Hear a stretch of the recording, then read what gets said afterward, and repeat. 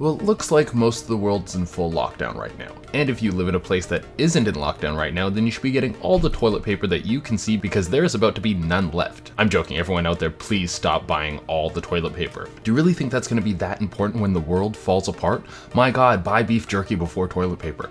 But with the world almost in full crisis mode, a drastic change to our laws might be even worse than everything that is already happening. Well, we have no idea what would actually happen because we're just speculating about the future and the unknown future is unknown. But I can take a wild guess based on the information that we have. So in today's Life's Biggest Questions, we're taking a look at what the world might look like if Donald Trump reopened America today. I'm your host, Jade Reina, and make sure you don't get too close because social distancing is real and we all should be practicing. Unless you want to smooch someone, then I guess it's okay. But let's get into the question. So right now, all travel in America is closed. There is no way you can jump on a plane and fly there unless you are an American citizen and trying to get home. That is the only way that will let you in, which is good. We have a deadly virus that is going around and a lot of people are at risk, potentially millions. So if you had a trip planned to Milan, now might be a good time to watch some documentaries on Milan because you won't be seeing any new countries anytime soon. But what if Donald Trump came on the television tomorrow, addressed America, and told everyone that he was reopening the country? What would happen?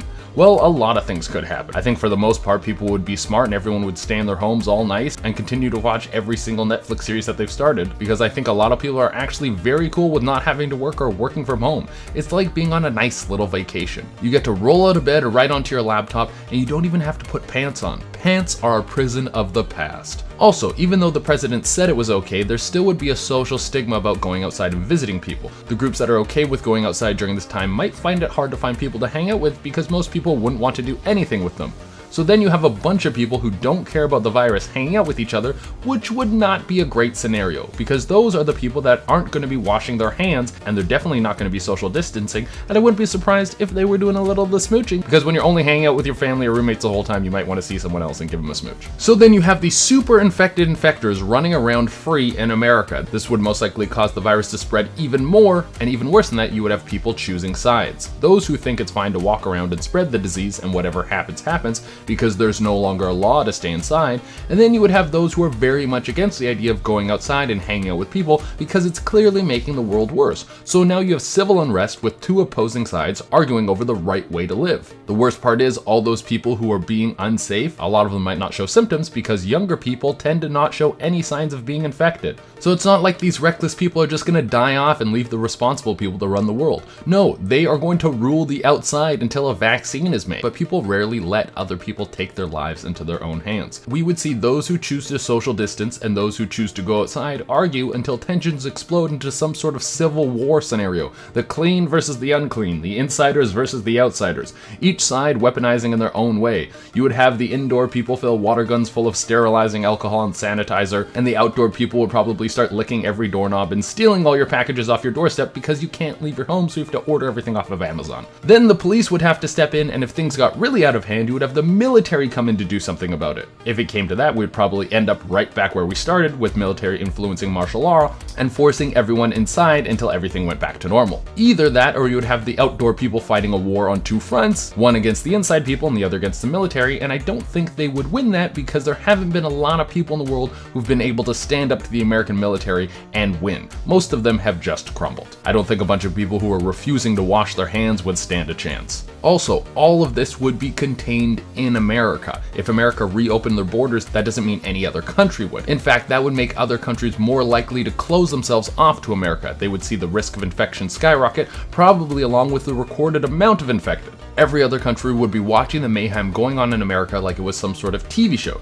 They'd be like, did you see what happened in America today? The indoor people started to shoot disinfectant powder out of slingshots at the outdoor people off their balconies, and it showered onto them, and then the infected people bought industrial-sized fans to blow the powder back at them. Honestly, it would be very entertaining television for the rest of the world, and I kind of want to see it. What also plays a factor is what level would Donald Trump reopen America? If Trump says he's just opening travel, I don't think that would change a lot. lot. If he says Americans are now free to travel where they want, that doesn't mean other countries are going to open up their borders to America. Once again, it would be much more likely for them to close their borders to the one country that's letting people run around because they would be at high risk of infection. If anything, there would be more cases of COVID in America from people traveling into the States. Everywhere else would continue to deal with the viral problem they already have.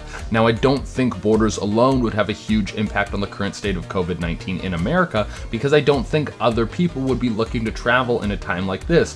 For one, it's dangerous, and two, it's boring. You get to New York and no one is outside and all the restaurants and bars are closed. It kind of seems like a waste of a trip. Also, not a lot of people are in the mood to travel right now because they're in a terrible money situation. Some countries have frozen bills like electricity, water, rent, and mortgage payments, but people are still out of work, and out of work means no money coming in. And if you have no money coming in, you're not looking to buy the next flight to New Orleans. But let's say he goes one step further. He says people are allowed to go back to work no matter what their job is, but they have to go right home after. Well, a few things would happen. You would see a ton of people go back to work because they need money. If the president is letting you go back to work, there's a good chance there's going to be no COVID relief fund coming your way, and you're going to have to try to make a living again even though you were just out of a job.